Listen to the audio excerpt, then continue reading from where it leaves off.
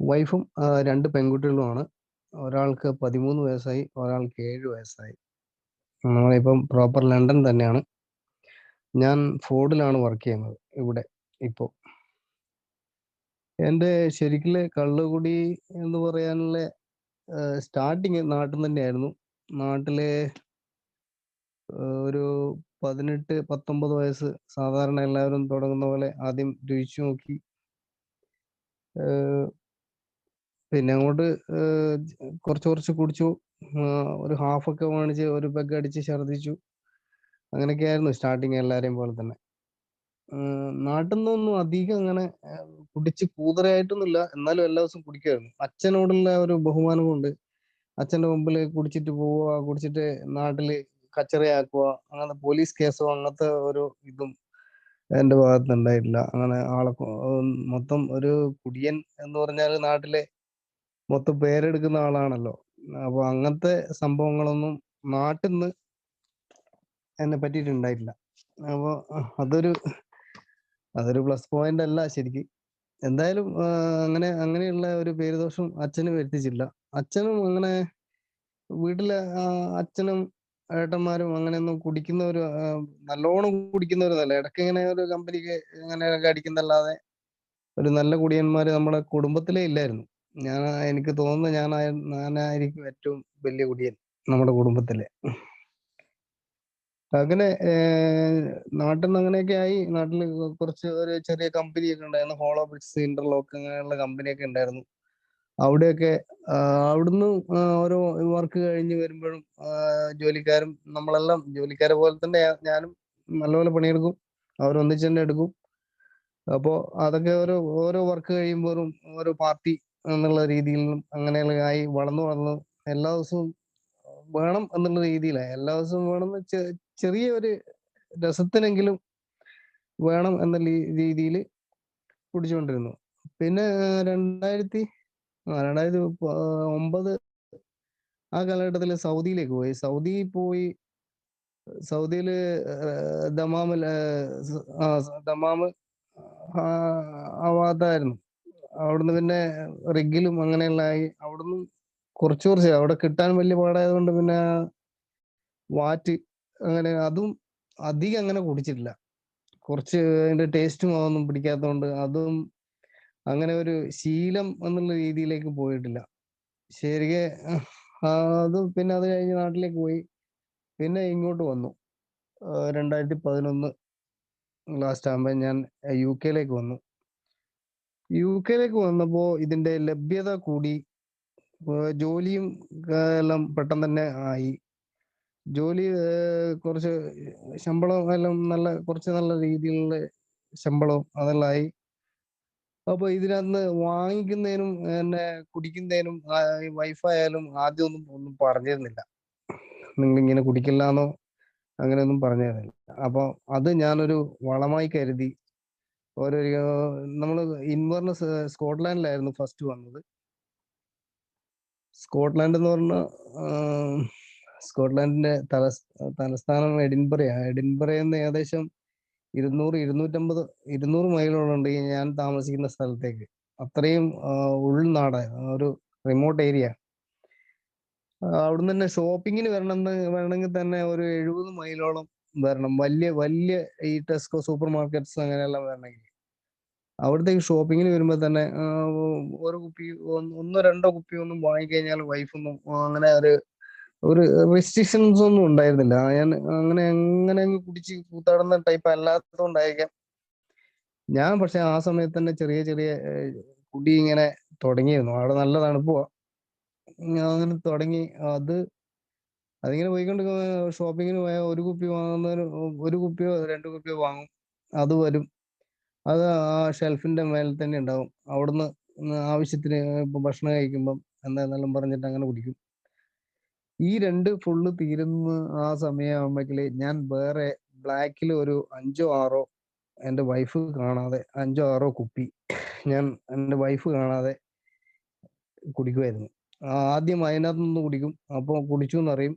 പിന്നെ എല്ലാം കുടിക്കുന്നത് ഞാൻ ഈ ഒളിച്ചു വെച്ച് കുടി തുടങ്ങി. ആ ഒളിച്ചു വെച്ചുള്ള കുടിയാണ് എന്റെ പരാജയം തുടങ്ങുന്നത്. എനിക്ക് ഇത് കുടിയന്മാർക്കെല്ലാം ഉണ്ടാകുന്നവര്, ഒരാള് സിഗരറ്റ് വലിക്കും, ഒരാള് തമ്പാക്ക് വെക്കും, ഒരാള് ചവക്കും, അങ്ങനെയുള്ള ഈ ചൈനീ കീനി അങ്ങനെയുള്ള സൂക്കേട് പോലെ എന്റെ മെയിൻ ആയിട്ടുള്ള ഒരു സൂക്കേടായിരുന്നു ഗാംബ്ലിങ്. ഗാംബ്ലിങ് കാസിനോ, പൈസ വെച്ച് ചീട്ട് കളി. പച്ച മലയാളത്തിൽ പറഞ്ഞാല് പൈസ വെച്ചിട്ടുള്ള ചീട്ട് കളി. കുടിച്ചു കഴിഞ്ഞാൽ എനക്ക് അപ്പൊ തന്നെ ചീട്ട് കളിക്കണം. ഗാംബ്ലിങ് ഓൺലൈനിലാണ്, അപ്പൊ എവിടെയും പോണ്ട, വീട്ടിൽ നിന്ന് തന്നെ കളിക്കാം. അതും തുടങ്ങിയ ഒരു 2013 ഞാൻ ആദ്യമായി ഗാംബ്ലിങ്ങിൽ അക്കൗണ്ട് എടുക്കുന്നതും ഇത് കളി ആരംഭിക്കുന്നത്. അപ്പൊ പൈസയുണ്ട്, പൈസ വരും പോവും, നല്ല കളി തന്നെ. നല്ല ഇതിനായിട്ട് മെനക്കെട്ടിരിക്കല ലീവുള്ള ദിവസവും ഞാൻ എല്ലാ ദിവസവും ഇതെന്തായാലും ഓപ്പൺ ചെയ്യും. അതിനൊരു പ്രത്യേക ഇത് വെച്ചിട്ടുണ്ട്. 100 പൗണ്ട്, 150 പൗണ്ട്, ആ സമയത്തുള്ള 200 പൗണ്ടൊക്കെ ഡെയിലി കളിക്കാമെന്നുണ്ട്. ആ ഒരു റേഞ്ചിലായിരുന്നു ആദ്യത്തെയൊക്കെ കളി. പിന്നെയൊക്കെ അത് അൺലിമിറ്റഡ് ആക്കി. അത് കഴിഞ്ഞ് കുടിയും കളിയും അങ്ങനെയുള്ളതായി, അങ്ങനെ പോന്നു. അപ്പം ഞാൻ സ്കോട്ട്ലൻഡിലെ സമയത്ത് എന്റെ ഏട്ടൻ ഇവിടെയുണ്ട്. ഏട്ടന്റെ ഫാമിലി ഒക്കെ ഇവിടെയുണ്ട്. അവര് ലണ്ടനിലാ. സ്കോട്ട്ലാൻഡിൽ നിന്ന് നേരെ നമ്മള് വർഷത്തിൽ 2 തവണയെങ്കിലും ലണ്ടനിലേക്ക് ഏട്ടന്റെ വീട്ടിലേക്ക് വരും. ആ വരുന്ന സമയത്തൊക്കെ ഞാൻ ഒരു ഹാഫ് വാങ്ങി വെള്ളം ഒഴിച്ച് അത് വണ്ടിയുടെ സൈഡ് ഡോറിന്റെ അടുത്ത് തന്നെ വെക്കും. എന്താ കാരണം എന്ന് വെച്ചാല്, വൈഫിന് വണ്ടി കയറിയ ഒന്നര ഉറങ്ങും. എനിക്ക് സംസാരിക്കാൻ ആളില്ല, ആരുമില്ല. ഈ സ്കോട്ട്ലാൻഡ് ഞാൻ നിൽക്കുന്നിടത്ത് നിന്ന് ലണ്ടനിലേക്ക് ഏകദേശം 650 മൈല് ദൂരമുണ്ട്. 650 മൈല് ഒരു നോർമലി 10 മണിക്കൂർ വേണം. അപ്പൊ അത് ഒരു 12, 13, 14 മണിക്കൂറൊക്കെ എടുത്തിട്ട് നമ്മൾ എത്തും. അപ്പൊ വൈകുന്നേരം ഒരു 5 മണിക്കൊക്കെ വിട്ടാൽ പുലർച്ചെ ഒരു 6, 7 മണിയാകുമ്പോൾ ലണ്ടനിലെത്തും. അങ്ങനെയുള്ള സമയത്ത് ഞാൻ ഇത് കഴിച്ചുകൊണ്ട് വരുമായിരുന്നു. എനിക്ക് അന്ന് ആ സമയത്തൊന്നും ഇതിന്റെ ആ ഒരു വണ്ടി ഓടിച്ച് മദ്യപിച്ചിട്ട് വണ്ടി ഓടിക്കുന്നതിനെ പറ്റി അത്ര വലിയ ഇതൊന്നും ഇല്ലായിരുന്നു. ഇപ്പൊ എല്ലാം വിചാരിക്കുമ്പോ പേടിയായിരുന്നു. ഇപ്പൊ മദ്യപാനം നിർത്തിയതിനു ശേഷമാണ് ഇത്രയും വലിയ പേടി വന്നത്.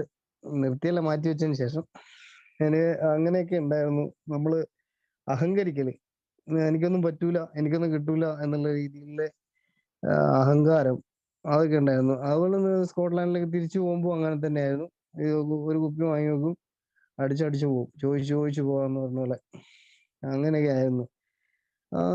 സ്കോട്ട്ലാൻഡിൽ ഒരു മറക്കാൻ പറ്റാത്ത സംഭവം എന്ന് പറഞ്ഞു കഴിഞ്ഞാല്, ഒരു ദിവസം കുടിച്ചു കഴിഞ്ഞ് ബോധമില്ലാതെ പോലെ കുടിച്ചു. എന്നാൽ ആ സമയത്ത് എന്റെ ഇപ്പോൾ ഉള്ള 13 വയസ്സുള്ള കുട്ടിക്ക് 6 വയസ്സോ 7 വയസ്സോ ആ സമയമായിരുന്നു.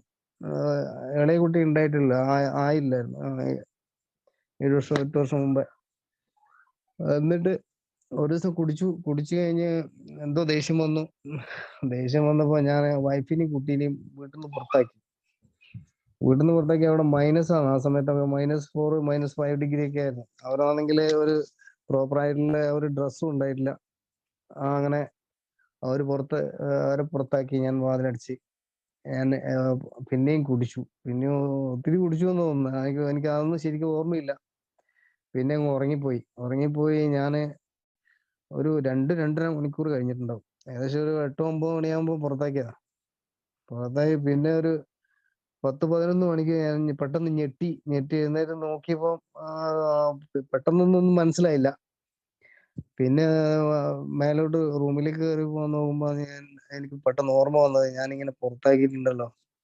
അപ്പൊ ഞാൻ വിചാരിച്ചില്ല, പോയി ഇവര് പോലീസിനെ വിളിച്ചോ. പിന്നെ കുറച്ചങ്ങ് കെട്ടിറങ്ങുമ്പോ പേടി തുടങ്ങുമല്ലോ.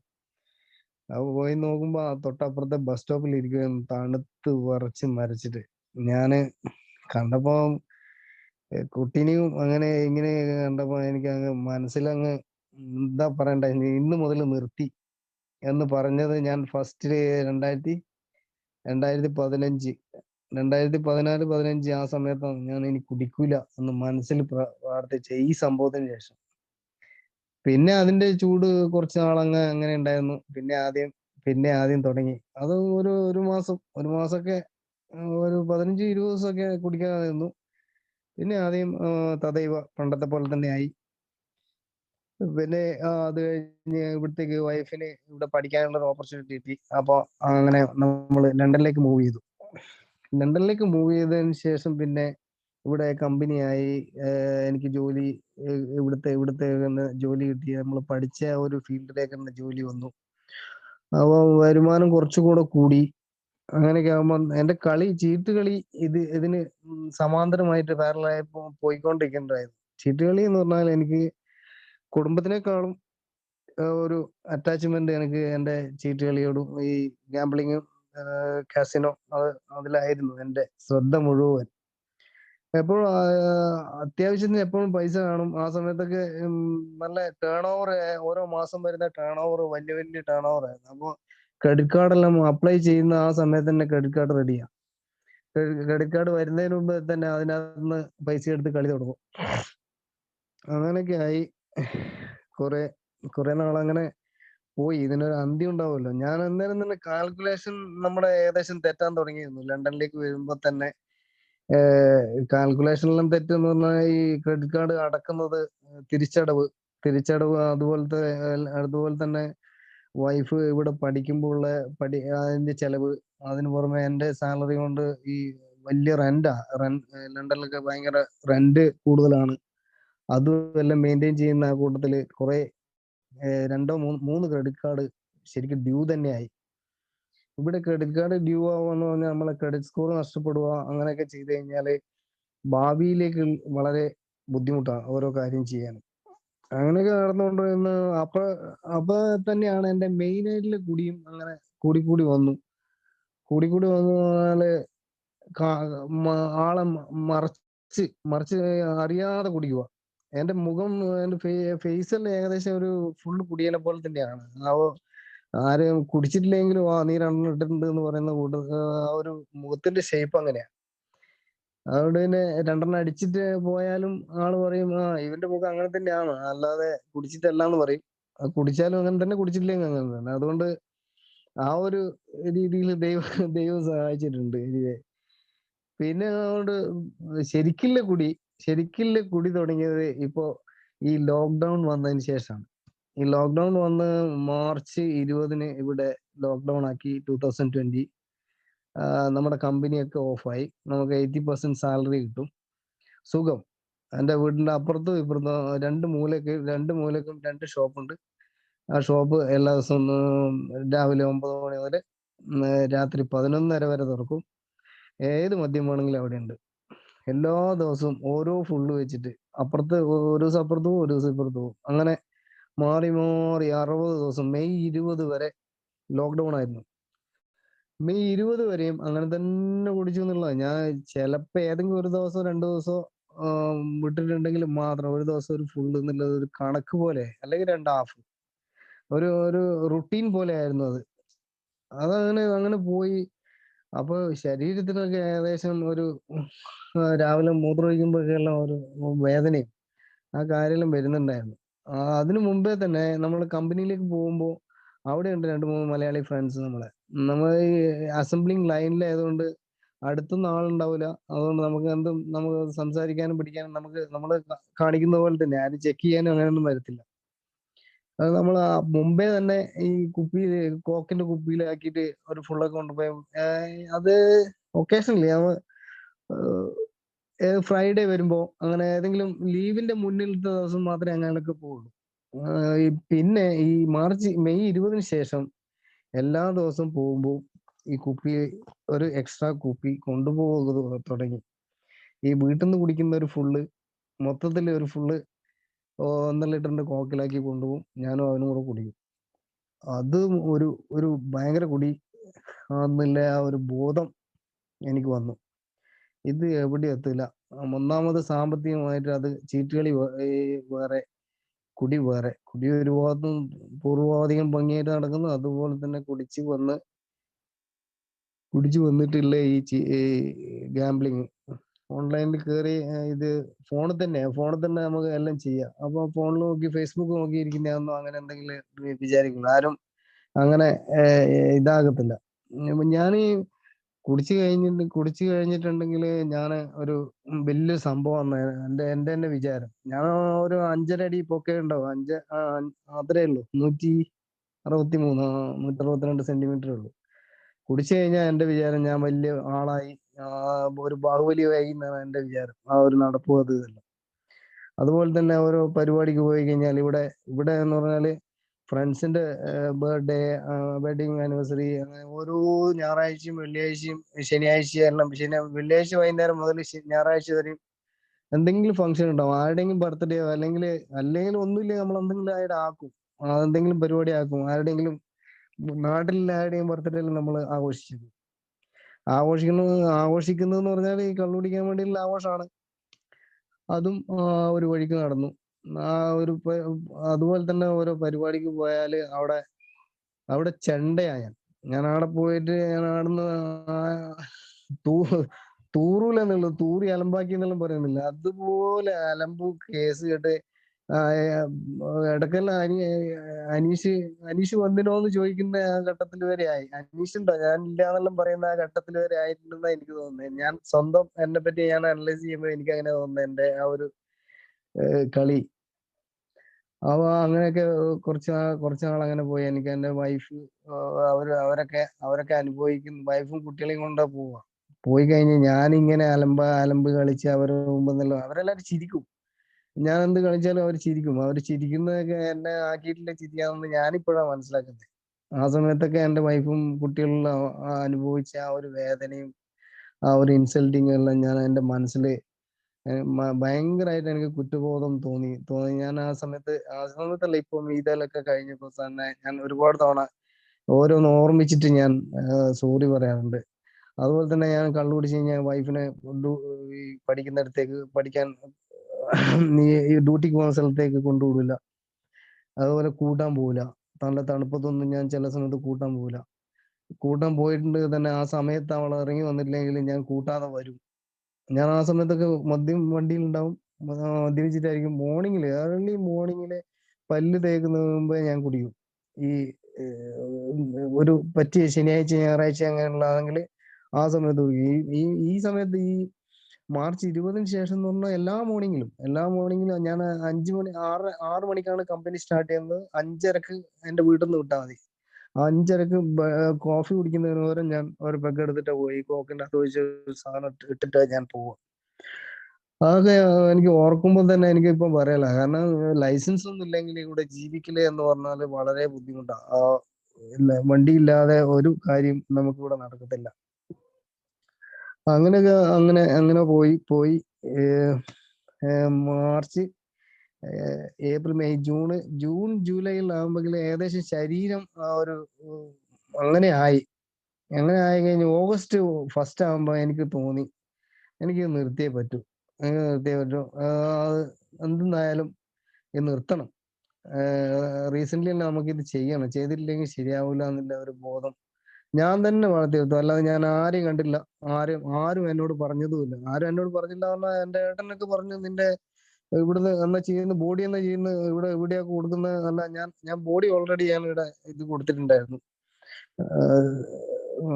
ബോഡി ഇവിടുത്തെ ഹോസ്പിറ്റലിൽ ഞാൻ എഴുതി കൊടുത്തിട്ടുണ്ടായിരുന്നു. ഏതായാലും ഇവിടെയാണെങ്കിലും ആർക്കായാലും ഇതൊന്നും എടുക്കാനൊന്നും ഉണ്ടാവുന്നില്ല, എല്ലാം കരിഞ്ഞിട്ടുണ്ടാവുന്ന ആ സമയത്ത് ഞാൻ ചെയ്തതാ.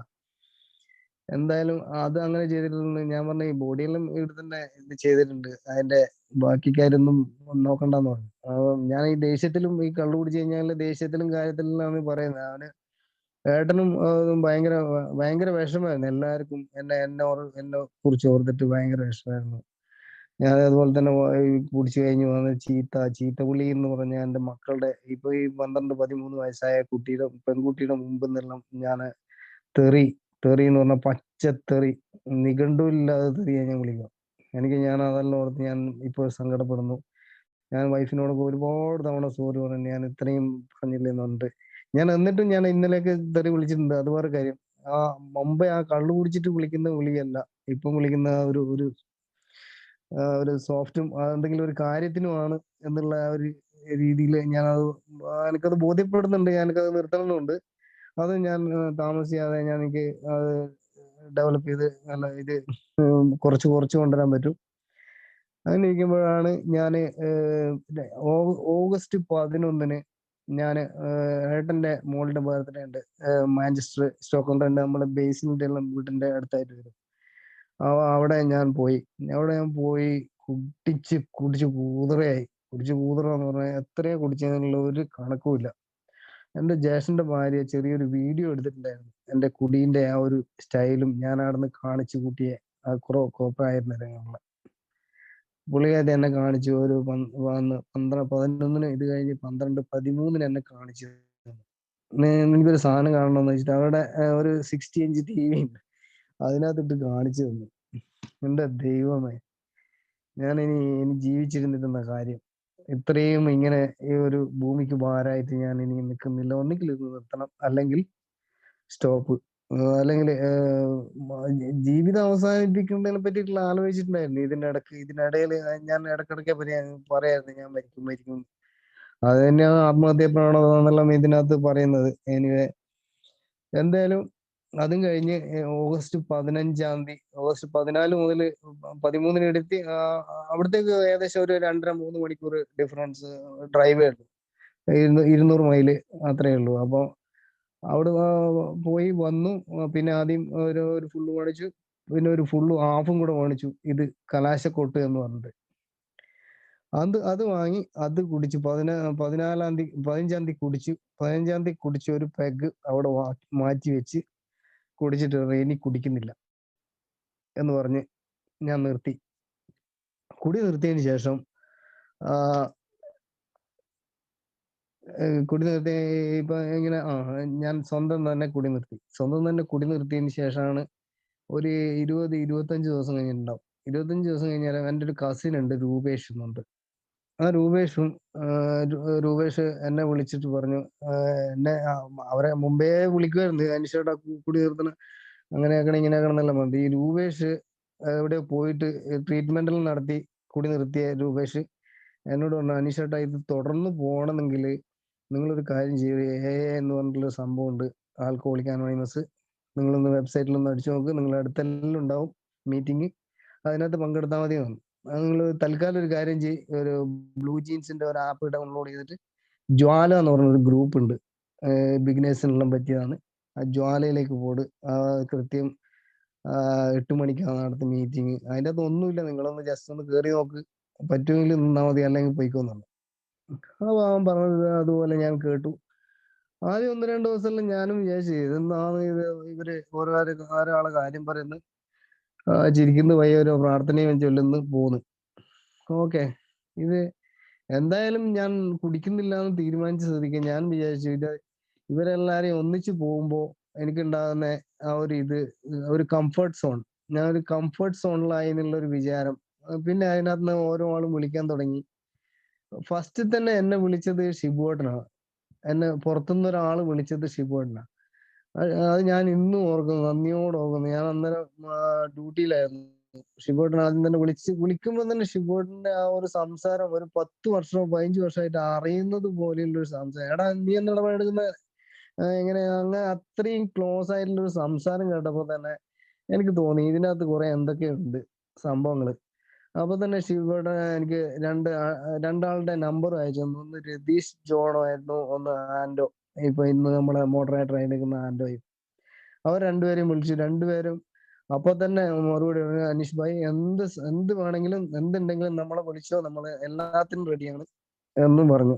അപ്പൊ എനിക്ക് കുറച്ച് ധൈര്യമായി. അപ്പൊ ഞാൻ ഈ കുടി നിർത്തി എന്നറിയുമ്പോൾ തന്നെ എന്റെ ആ കുടിക്കുന്ന ഫ്രണ്ട്സ് ഒക്കെ ഉൾവലിഞ്ഞിട്ടുണ്ടായിരുന്നു. അവരൊക്കെ പിന്നെ എന്നെ വിളിക്കാതെയായി.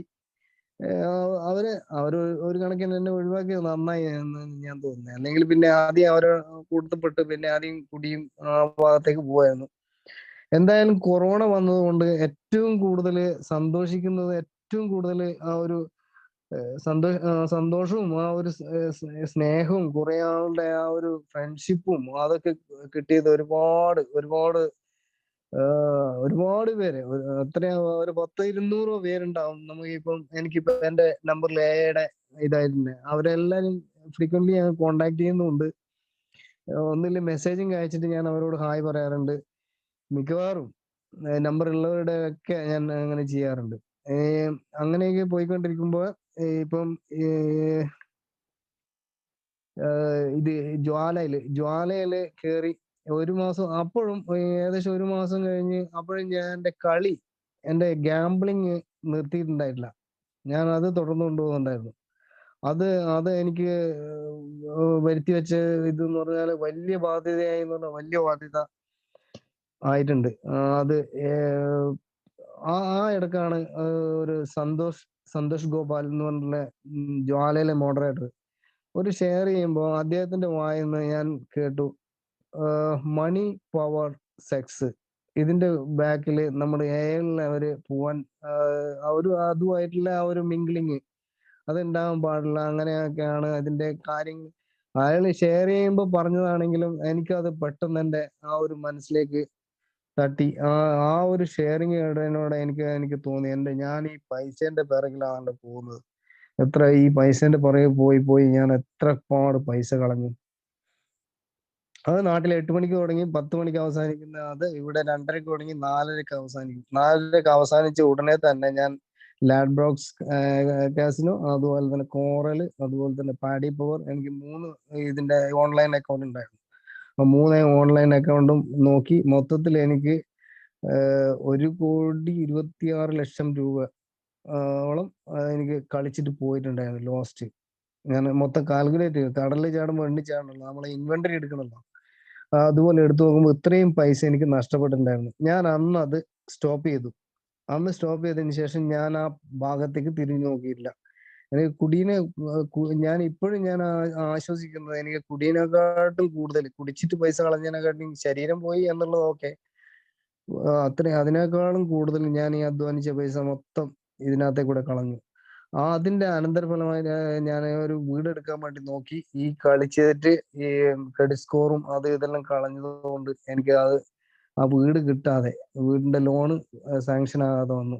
അതിപ്പം ഞാൻ അതിന്റെ ഈ കുടിയുടെയും കളിയുടെയും പരിണിത ഫലമായിട്ടുള്ള അനുഭവിച്ചത്. എനിക്ക് കിട്ടിയില്ല, വീട് വാങ്ങാൻ പറ്റിയില്ല. ഇനിയിപ്പം 6 മന്ത് കൊണ്ട് എല്ലാം തീരുമായിരിക്കും. ഞാനിപ്പം 6 മാസം കൊണ്ട് തന്നെ എന്റെ ബാധ്യതകൾ ഉണ്ടായിരുന്ന കുറെ ഒരു പകുതിയിലധികം എനിക്ക് മാറ്റിവെക്കലിലെ കൂടിയും പൈസ മാറ്റിവെക്കലിലെ കൂടിയും എല്ലാം ഇതാക്കാൻ പറ്റി.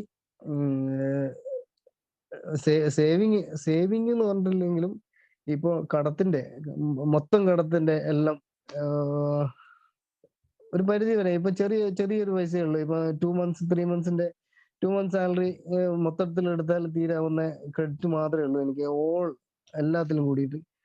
അപ്പൊ അതും പെട്ടെന്ന് തന്നെ തീർക്കാൻ പറ്റും. അതാണ് എന്റെ ഹോപ്പ്, എന്റെ സ്ട്രെങ്തും നിങ്ങളുടെ അനുഭവങ്ങളും ഓരോ ആളുടെ ഷെയറിങ് കേൾക്കുന്നു അതിലേക്കൂടെ എനിക്ക് എടുക്കാൻ പറ്റുന്നത് എടുക്കുന്ന ഞാൻ പടി ചെയ്യാൻ തുടങ്ങി. ഞാൻ 1-ാം പടി എന്താണെന്ന് മനസ്സിലാക്കി. ഞാൻ 3 മാസമായി ഈ 1-ാം പടിയിൽ നിൽക്കുന്നത്. 1-ാം പടി ഞാൻ മദ്യാസക്തനാണെന്ന് ഞാൻ സമ്മതിച്ചു.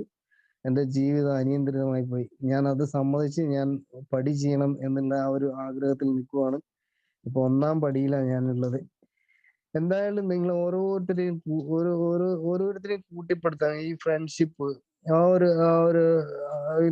ഒരു ഒന്നിച്ച് ചെലവഴിക്കുന്ന സമയങ്ങള്, അതൊക്കെ തരുന്ന ആ ഒരു ആത്മവിശ്വാസം, എന്തെങ്കിലും പ്രശ്നം വരുമ്പോ തന്നെ ആ ഒരു വിളി, എന്തായാലും നമ്മളെ കൂടെ ഉണ്ട് എല്ലാരും എന്നുള്ളൊരു തോന്നല്. ഇപ്പൊ എന്റെ മുമ്പേ ഉള്ള ഫ്രണ്ട്സില് ഒരാള് പോലും വിളിക്കലില്ല എന്നുള്ളതാണ് സത്യം.